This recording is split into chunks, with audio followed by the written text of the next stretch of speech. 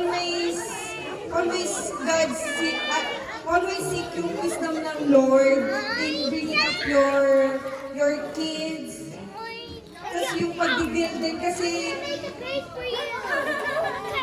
ang tendency, in my experience, ang tendency is you always worry about your baby, about your kids. Pero they are not in our control. It's the Lord. At saka yung share ko din yung laging tinuturo sa akin ng Lord is mas mahal ng Lord yung mga anak mo kasi how you love them. So you just have to entrust them to the Lord. At saka, matulog ka na ng matulog ngayon. Kasi, yung lakas mo maipon na. Ano pa ba?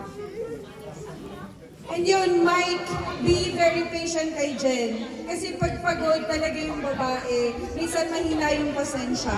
So, yun. Lagi. May ganun kong lagi. Sis, baka gusto mag-message.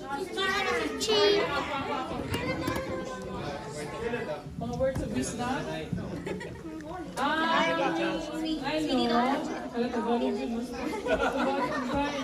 Anyway, Mike and Jen, kapit-bahay lang tayo pag atiran tayo i-enjoy lang yung parenthood kasi it's not a glamorous season. The reality is it's not a glamorous season kasi minsan, walang tulog, mag-ano lang kayo, mag-scheduling, mga ganon. And don't hesitate to look around you now. Nandito kami lahat behind you. So, huwag kayong mahiya or hesitate na mag-message or anything kung may confused kayo sa or you need help, kahit yung konting And always pray for your child kasi yun yung pinakamahalaga Hiningi nyo yan and it will complete your family and it will complete your relationship as well kasi ibang ibang level na So, just be, enjoy the ride. It's not a smooth one, pero it will strengthen your relationship. And make sure na you will continue to involve the child in the church and in prayer and everything kasi kailangan natin yan. And maghatid ako ng sabaw. Next, ay mga lola. Ay mga tita. Mga men's perspective. From the harmony section ako. Meron pa doon sa mga Yung mga male perspective daw, anong may advice kay Daddy Mike? From Daddy Mike to Daddy Mike. From my experience, yun nga, is sabi nila, sabi nila is yung kids are gift from God, they are gift from God, and we need to take care of them. They will give us joy. May mga tough times, but always, every time, they will give us joy and fulfillment sa life natin. And hindi lahat ng tao na hindi binibayaan ng mga kids, but we are blessed with kids, but some they don't, but it's okay. And yun na nga, yung unang-una is yung importante yung health ng kids natin, but don't forget din yung health ng mom and dad. And let's always pray kung ano man yung nandito kami, we will support you, and kung ano yung kailangan ninyo, we will try to help you. So, nandito yung church family.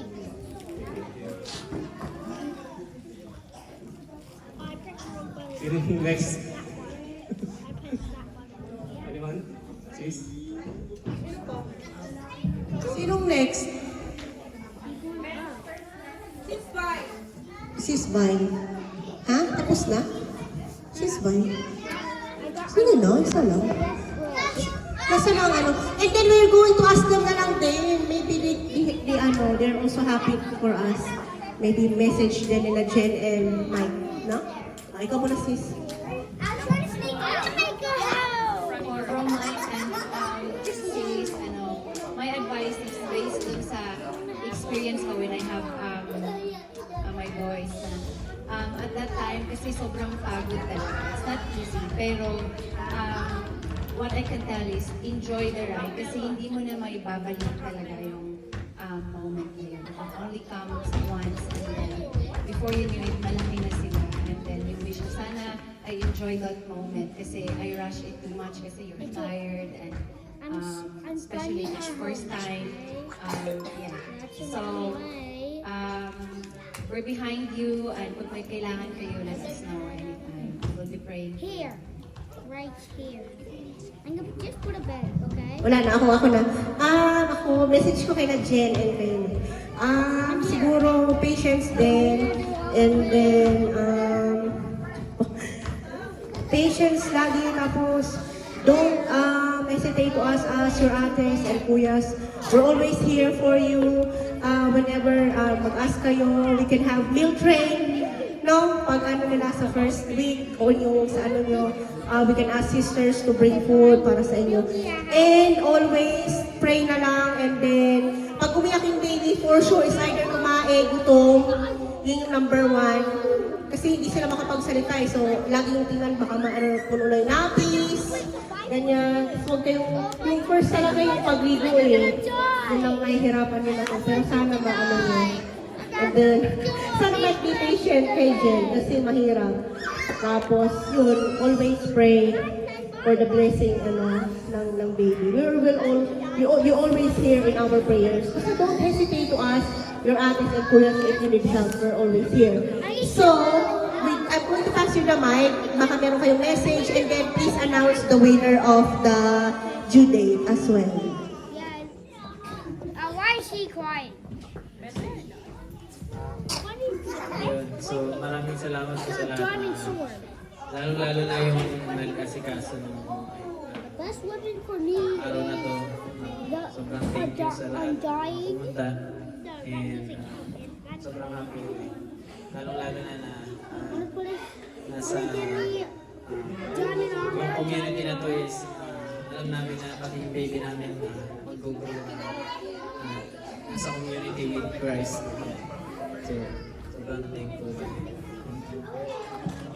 Hi, thank you so much po sa lahat ng mga nag-prepare ng food, sa nag-prepare ng mga design, sa lahat ng pumunta ng maaga dito, sa mga pag-game sa atin dito. Thank you. And thank you. Sobrang appreciate po namin kayo lahat. Isa po sa mga worries ko din bilang mom is yung nalalaki sila. Hindi na kami ng dalawa lang ng mag-asawa. Pero, parang nakampati ako. I want you a chance. That one. Alam mo, binigay ni God You a sa chance. amin para pagkain ng family ng community dito yung magiging anak namin. So, sobrang thankful kami sa inyo lahat. Sobrang thankful kami kay God na napunta kami sa church na to na nag-drive lang naman kami.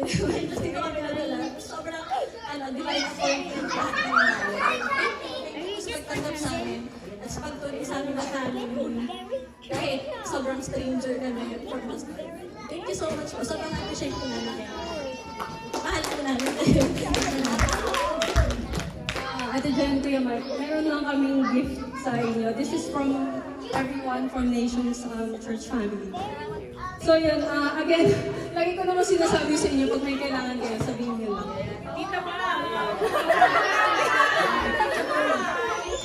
May nakasulat naman dyan. Thank you po. Alam ko lang na pagkadi ko tayo nakalat. Yeah, thank you so much po. Tapos yung due date ko po ay September 25. Ate Richie. Thank you po. Thank you talaga. Sobrang saya po namin. Congratulations, sis! Uy, picture na kay sis. Kasi siya daw nanalo.